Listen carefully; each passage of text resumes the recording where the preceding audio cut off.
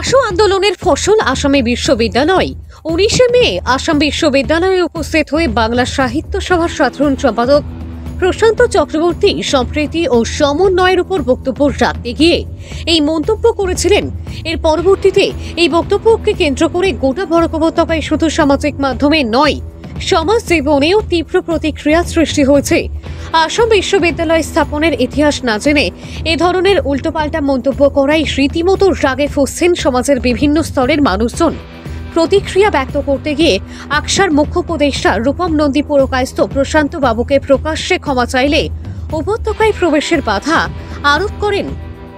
এখনো আমরা তদবির করছি বিশ্ববিদ্যালয়ের বইটি প্রকাশ হোক, এবং যদি প্রকাশ না হয় তাহলে এভাবে আজকে এই নেতা, আজকে সেই পাখি নেতা এসে বলবেন এই কৃতিত্বের দাবিদার অসম আন্দোলন।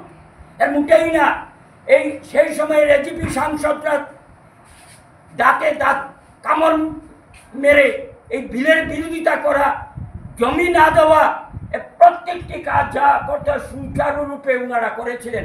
অগপর সময়ে আমরা কোনো জমি পাইনি, সেই ইতিহাস ভুললে আমাদের চলবে না।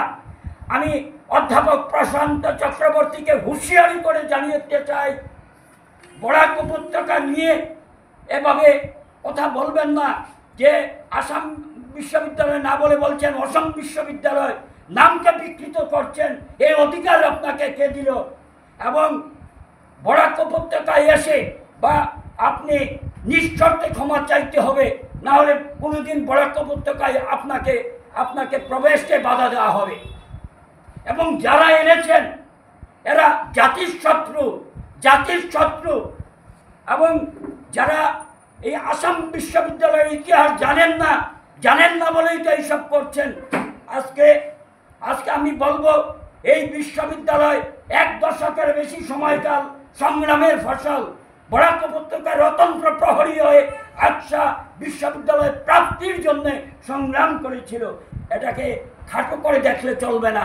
উনি যদি প্রকাশ্যে বরাকবাসীর কাছে ক্ষমা না চান, তাহলে তাকে আমরা আকসার পক্ষ থেকে তাকে আমরা নিঃশর্তভাবে ক্ষমা চাইতে হবে, না হলে তাকে বরাকে প্রবেশে আমরা বাধা সৃষ্টি